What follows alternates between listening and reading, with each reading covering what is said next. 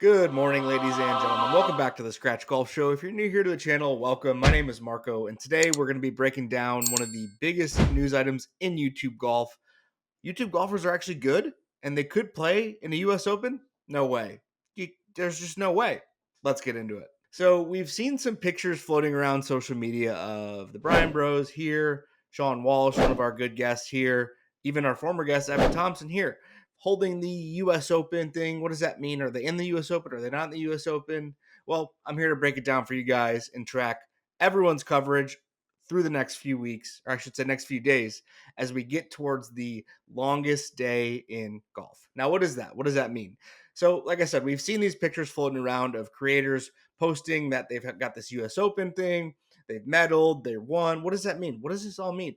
So, there are technically three stages of US Open qualifying. So, the thing with the US Open is it's obviously a major championship.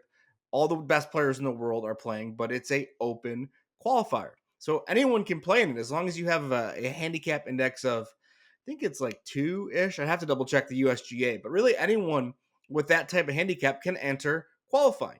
So the first stage is US Open local qualifying, and that's where we've seen all these guys. That's where we saw the Bryan Bros have US Open local qualifying at Selena. Sean qualified and medaled, and so did Evan Thompson, medaled in their US Open local qualifying stage. From then, are they in the US Open? Not really.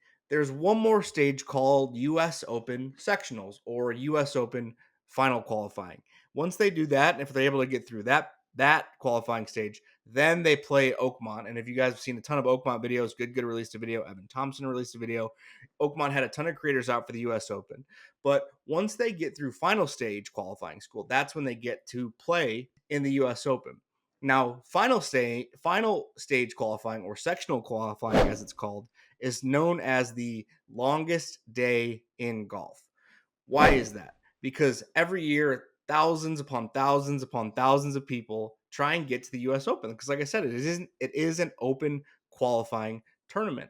Thousands of people enter local qualifying. Only the best of the best get through sectionals. And then from there, only the best of the best get to actually play in Oakmont. But the reason it's the longest day in golf, because all across the country, there's a number of different qualifying sites. I have to double check. I believe it's 13.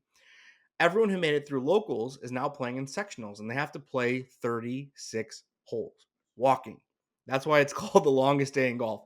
Now, certain sectional sites have a certain allotment of spots. So basically, like a 5 for 90 type thing, where there's 5 spots for US Open qualifying or 5 spots for the US Open, and there's 90 people in the field.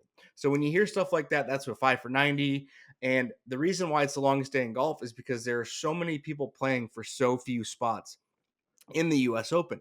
And given where golf is right now, all the influx of cash that we've seen from Live, PGA Tour, YouTube Golf, the influx of golf, this if anyone is able to get through and actually play in the US Open, make the cut, there's a big payday waiting on the other side. And that's why we see all these people constantly enter the final qualifying stage. Now, the final qualifying stage is next week sometime. So come back, hit that subscribe button to the channel. I'll be tracking everyone's progress next week. Sean, Evan, George, Wesley, and giving you guys hopefully day by day updates on how they're actually doing and if they actually get to Oakmont. So comment below if you guys think they're going to get there. Comment below who you think's going to actually get through qualifying.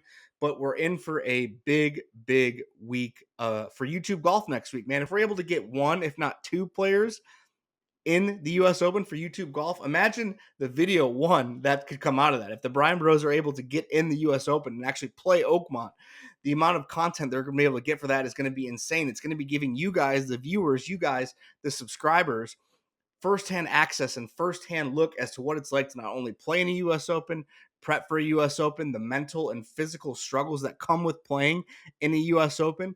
And not only that, we're blessed with an amazing, amazing golf course this year. For you guys who don't watch professional golf and are just here watching YouTube golf, Oakmont, what you'll see, like I said, what you've seen across a number of different videos of the last week or so, is one of the best US Open championship venues on the rotation. The US Open rotates every year to a number of different courses, but Oakmont is one of the best. They've had a number of great winners. Dustin Johnson famously won here back in 2015, was the last time a US Open was held here, but we're in for some carnage. Thick, rough, fast green, 7,500 yard par 70.